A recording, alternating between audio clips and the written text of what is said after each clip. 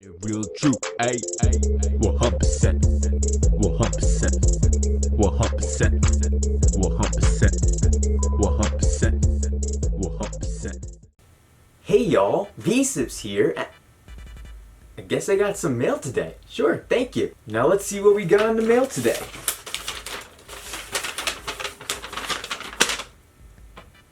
I just got a cease and desist from Scott the Wise. Well, that's not that big of a deal. It's not like he's gonna force me to play Madden 08 or maybe try and get my channel terminated for me saying his catchphrase from the intros of his videos. There's no way it could be any worse than this. It's not like I'm having Nintendo try and send me a cease and desist for playing their games on my PC that I do own, right? Another letter? That's one more letter than I expect on a normal day. Hopefully the second letter is some extra belated birthday money from my family. My birthday was last month. Hopefully not a cease and desist from Nintendo, right? It's a cease and desist from Nintendo. Cease and desist can be a real pain in the ass whenever you want to try and do something that clearly is not something you should be doing. However, one company that always goes out of their way to make sure that you really truly do cease and desist is Nintendo. And that's one of the biggest issues with Nintendo. There's too many executives and the higher ups that are complete absolute boomers with very old logic and morals that truly do things not because it's the right thing to do, but because it's what they feel like they should do.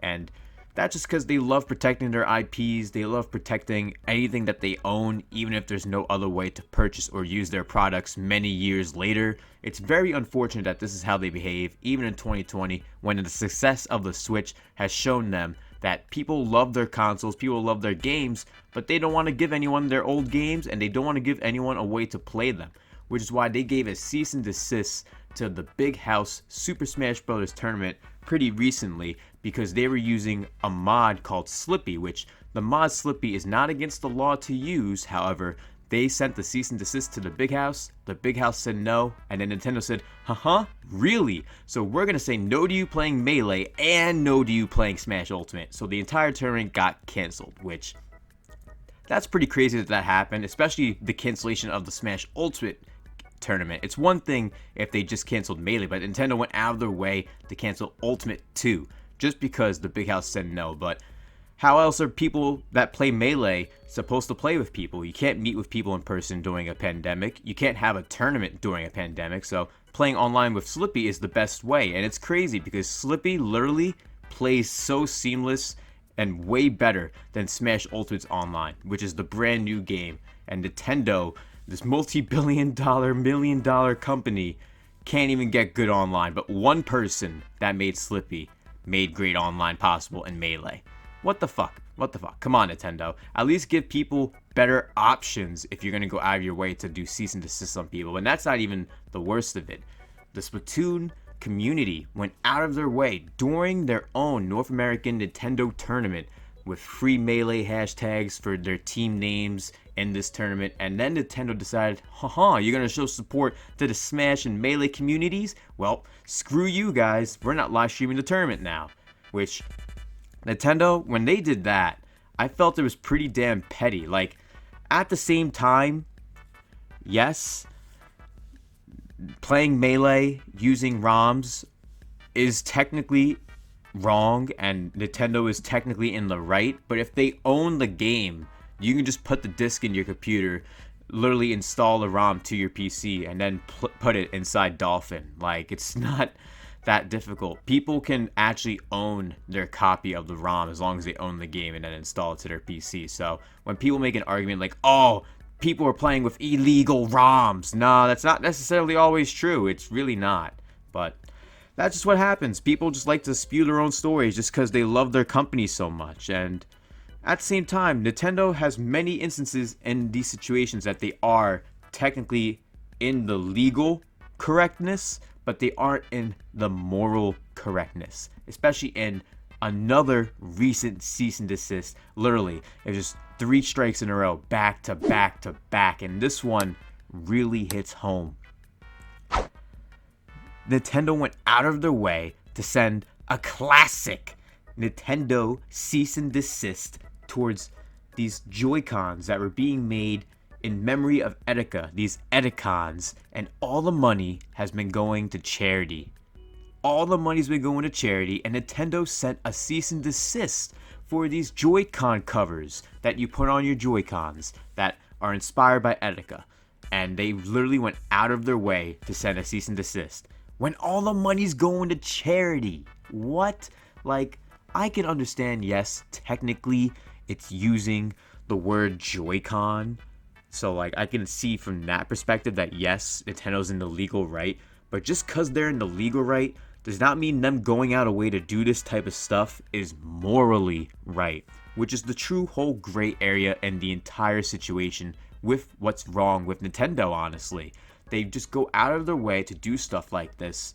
And it's unfortunate because many other companies like Sega literally go out of their way and to support the people in their communities that create awesome fan projects or awesome fan art. They always show support in return. Like Sega, for example. Wow. Nintendo is the complete opposite. They're like, oh, you made some awesome art? Oh, you made an awesome fan game inspired by our games that you've loved in your childhood? Guess who's going to be sued for $150,000 and going to court? That's how Nintendo sees it, and it's very unfortunate. It's 2020, and yes, Nintendo has had a long way of growing. Hell, there used to be the YouTube Partner Program, and that's also just another issue with what was originally wrong with Nintendo, but at least it's much better now. We can cover Nintendo games and promote them, which is awesome, but if Nintendo keeps acting like this, which it's been only within the last week or so that this has been happening, these cease and desists back to back to back, it could set a really bad precedent for Nintendo and the communities that are so loyal to them and their games in the long run. But overall, that's really how I feel about what is wrong with Nintendo and cease and desist as a whole. Because cease and desist, you can literally just run someone's bank account dry over practically nothing. Yes, they may use their IPs in some ways and shapes or form, like let's say playing Smash at that tournament, which by the way, Big House has worked with Nintendo for multiple tournaments across multiple years, so it shouldn't be an issue in the first place.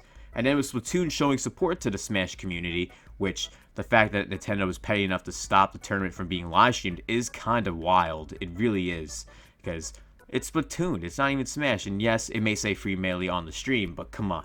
It's not that big of a deal. It really isn't.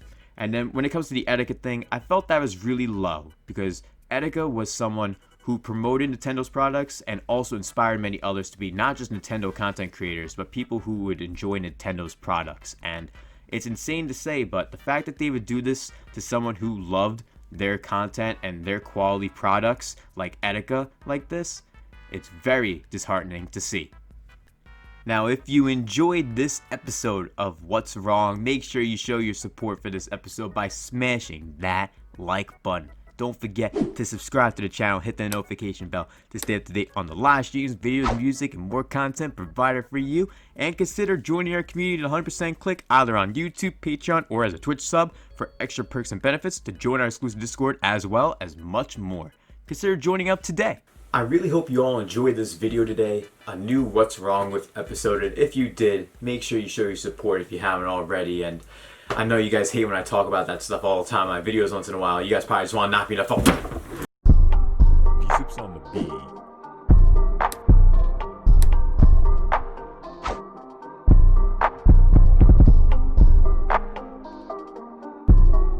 Black casket, pockets on me, what you asking?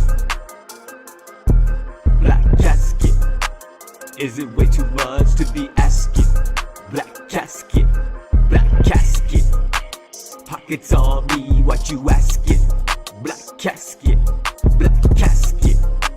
crying for me, what you basking? Over my casket, black casket.